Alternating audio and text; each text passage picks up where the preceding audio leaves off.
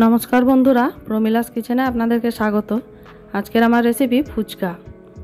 तो एटा बानानोर जोन्नो सबार प्रथमे एखाने आमी एक बाटी सुजी नियेछि, एक बाटी मयदा, सामान्य एकटुखानी नुन और एक चिमटी खाबार सोडा। समस्त शुकनो उपकरणगुलोके आमी सबार प्रथमे मेखे नेब। तारपरे अल्प अल्प जल दिए एटा एकटु नरम नरम एकटा डो तैरी करब।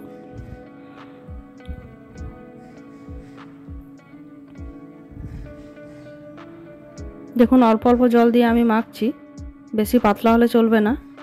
एटा मोटामुटी एकटा नरम डो तैरी करते हबे, कारण सुजिटा देওয়া আছে আমার এখানে। सुजिटा जलटा কিছুটা টেনে নেবে। এটাকে আমি খুব ভালো করে মেখে এবারে আধ ঘন্টার জন্য ঢাকা দিয়ে রেখে দেব। এবারে আমি একটা কুকারে আলু সিদ্ধ করে নিচ্ছি। ফিরে আসছি আধ ঘন্টা পর। देखुन एखाने डोटा आमार प्राय रेडी हो गेछे। एटा आमी आरेकटु भालो करे मेखे नेब।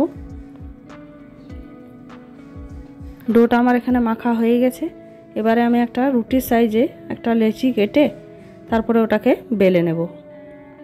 तो एखाने आमी रुटिर मतोई बेले नियेछि और एकटा कौटोर ढाकना दिए आमी फुचकागुलोके केटे निচ্ছি।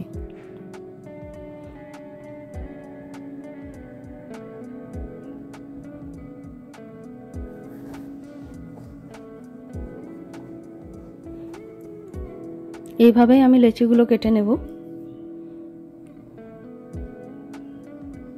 এখানে আমার 10টা লেচি হয়েছে। তো এখানে আমি কড়াইয়ে তেল গরম করে নিয়েছি। তেলটা খুব বেশি গরম করতে হবে, তারপরে লেচিগুলো এক একটা ছেড়ে দিলে নিজের থেকে ফুলে উঠবে। দেখুন এখানে আমার লেচিগুলো একটু ছোট হয়ে গেছে, ফুচকাগুলোও ছোট হয়ে গেছে। তো তার জন্য কোনো অসুবিধা নেই, সবকটা ফুচকায় খুব ভালোভাবে ফুলে উঠেছে। এইভাবেই আমি সমস্ত ফুচকাগুলোকে কেটে ভেজে নেব। এখানে এগুলো ভাজা হয়ে গেছে, এবার এগুলোকে আমি তুলে নেব এবং আরও কটা লেচি যেগুলো রেডি করেছিলাম সেগুলো এই তেলের মধ্যে দিয়ে দেব। তো দেখুন এখানে আমার সমস্ত ফুচকায় খুব ভালোভাবে ফুলছে।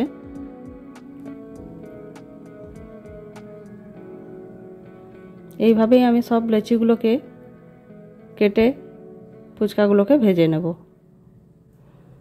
এখানে আরও কটা ফুচকা আমার ভাজা হয়ে গেছে, এবারে আমি এগুলোকেও তুলে নেব এবং ওর থেকে আরেকটু বড় সাইজের ফুচকা আমি এবারে রেডি করছি। দেখুন ওর থেকে আমি আরেক সাইজ বড় করেছি ফুচকাগুলো, এগুলোও খুব সুন্দরভাবে ফুলে উঠছে।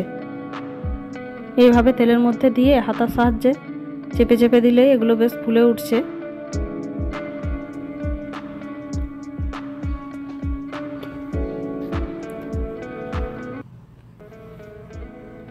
এভাবেই আমি এই ফুচকাগুলোকেও ভেজে একটু লাল লাল করে তুলে নেব।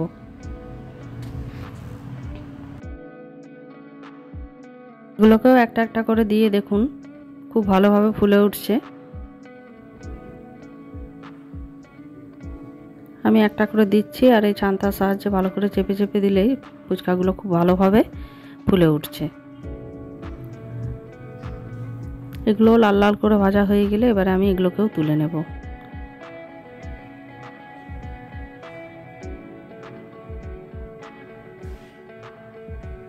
আমার এগুলো ভাজা হয়ে গেছে, এগুলো এবার আমি তুলে নিচ্ছি।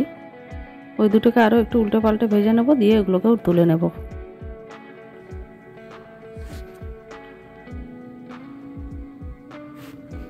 এগুলোকে বেশ কড়া করে ভেজে নিতে হবে, নাহলে কিন্তু ফুচকা নরম হয়ে যাবে। এগুলোকে আমি খুব ভালো করে লাল লাল করে ভেজে নিচ্ছি।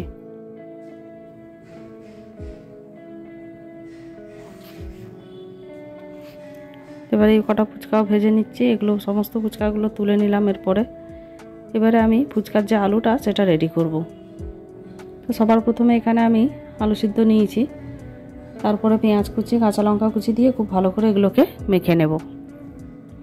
তারপরে একটু ধনেপাতা কুচি করেছিলাম ওটা এর মধ্যে দিয়ে দেব।